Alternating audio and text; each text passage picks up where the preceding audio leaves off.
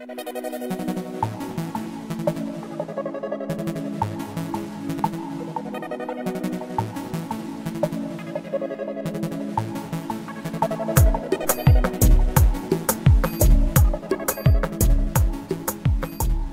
salut, bienvenue dans cette vidéo. Donc aujourd'hui, une vidéo pour pallier au fait que je n'ai pas pu faire d'autres vidéos la semaine dernière, puisque je suis tombé un peu malade la semaine dernière, je vous avoue. Donc en début de semaine, j'étais un petit peu, j'étais plus patraque qu'autre chose. Mais bon voilà, c'était plus de la fatigue, patraque. J'avais un petit peu la gorge qui grattait, mais bon sans plus, c'est parti vite. Et puis après, donc j'ai commencé à être enrhumé et puis c'est là que je me suis arrêté le vendredi. J'ai dit là, vaut mieux pas prendre le risque.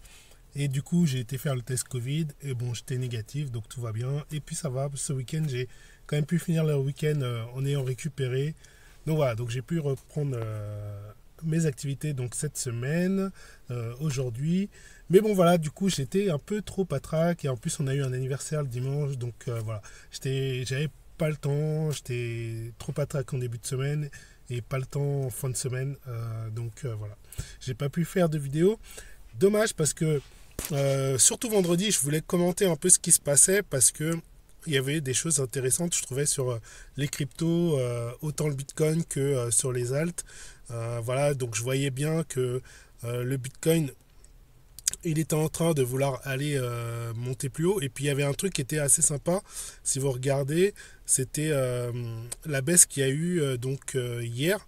Donc hier, on a eu une baisse qui est venue quasiment taper, tu voyais le triangle. Donc là, j'ai mis la bougie rouge d'hier. Et on est venu quasiment taper ce triangle, mais on ne l'a pas tapé. Alors ce qui m'a fait penser que, effectivement, le cours était certainement en train de vouloir monter à la hausse. C'est-à-dire en fait que normalement, un triangle parfait, en fait, quand vous le tracez, le cours il vient retaper à chaque fois sur la ligne qui fait sur l'oblique qui fait support. Mais quand il tape plus haut, enfin quand il fait son bottom plus haut que la ligne support, généralement ça veut dire qu'il y a de la puissance à la hausse, plus que ce qui était prévu en fait quelque part. Et donc voilà, c'est ce qui me faisait dire que le cours allait certainement remonter et peut-être que là il y avait une chance qu'il dépasse donc les 44 000, les 42 000, parce que justement, si vous regardez la bougie donc de samedi ou vendredi, je crois que c'est vendredi, non c'était samedi ça, la bougie de samedi, donc la bougie haussière qui était juste avant, on est venu, on n'a même pas tapé les 40 000, on était en dessous des 40 000 et on s'est rétracté. Donc quelque chose me disait aussi que on est venu rechercher un peu plus de force pour monter.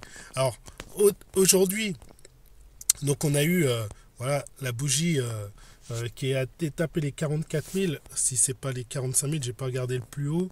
Ouais, c'était tapé même les 45 000.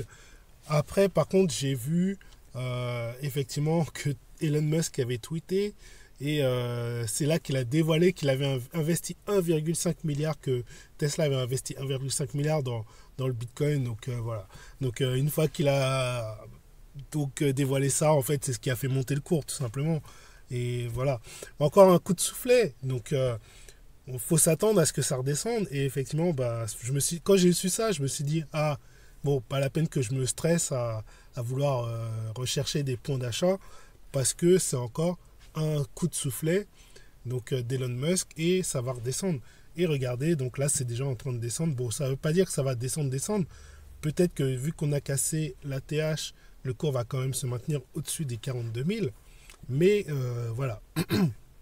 C'est pas sûr qu'on ait une pulsion à la hausse parce que c'est dû à c'est pas dû à un phénomène de marché, de psychologie. Enfin, c'est plus dû à voilà, un tweet. Donc c'est un bruit en fait c'est un gros bruit d'Elon Musk, parce que Elon Musk fait des gros bruits dans les marchés, mais ça reste qu'un bruit en fait. C'est ce que je veux dire.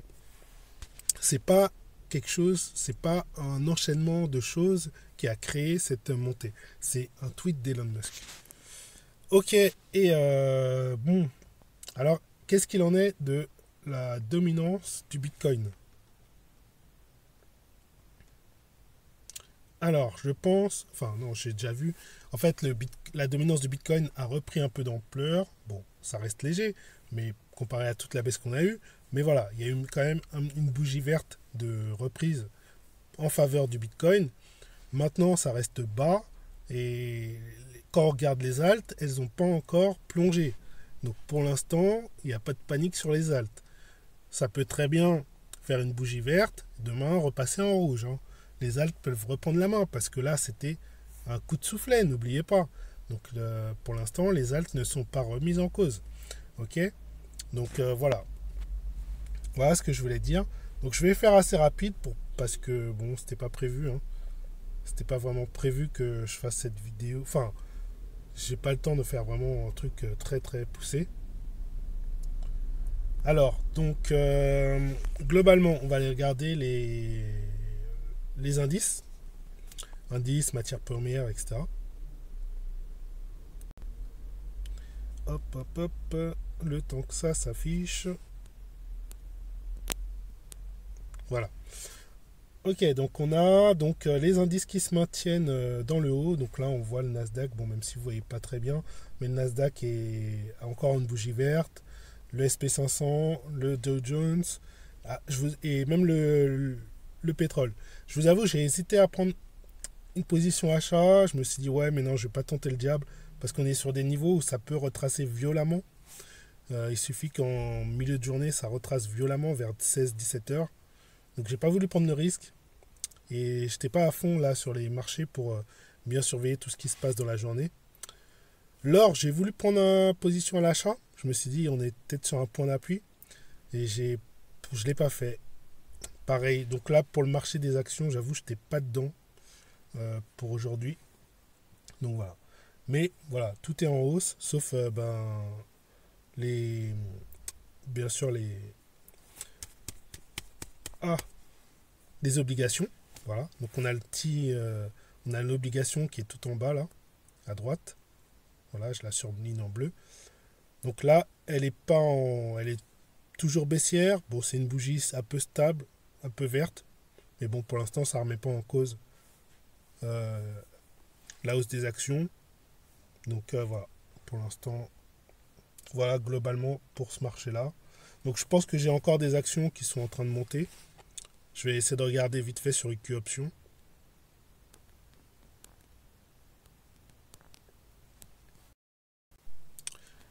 Alors sur IQ Options, donc j'ai 4 dollars de disponible. Donc là, ouais, non, c'est pas. Ah voilà, ça c'est mis à jour. Donc je suis repassé au-dessus des 200 euros. Donc si vous vous souvenez dans le passé, donc j'avais une des dernières vidéos d'Hebdo Bourse où j'avais montré des actions en CFD. Donc c'était peut-être il y a 2 semaines. J'étais un peu dans le négatif parce qu'il y avait eu une baisse du marché à ce moment-là. Donc comme j'avais dit, j'avais eu pas mal de clôtures. Bon, j'ai remanagé un petit peu chaque jour. J'ai pas rajouté d'argent, j'ai pas refait de dépôt par derrière. J'ai simplement remanagé.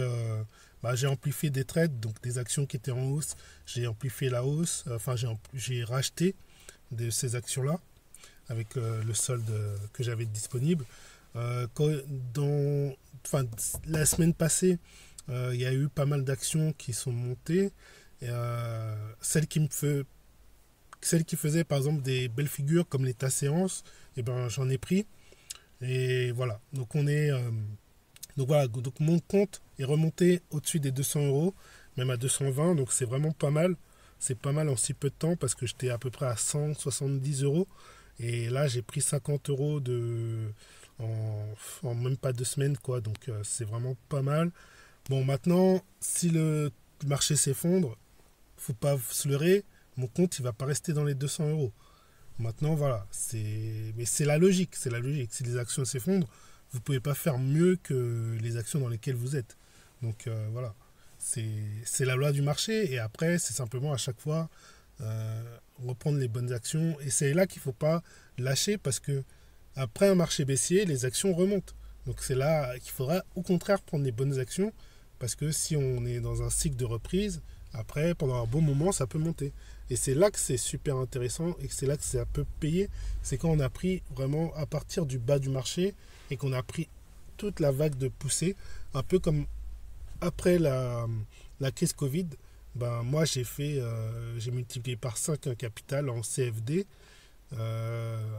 en 3-4 mois, je crois, un truc comme ça. En seulement 3 ou 4 mois, j'ai multiplié par 5 mon capital. Parce que, et encore, j'avais pas pris le début de la reprise. C'était un mois après, je crois, ou 2 mois après. Je crois que c'était vers mai, alors que, voilà, si j'avais pris les actions vers mars, avril, j'aurais fait encore plus. Donc, voilà, comme j'ai pris assez tôt par rapport à... Parce qu'après, c'est monté jusqu'à l'été. C'est monté.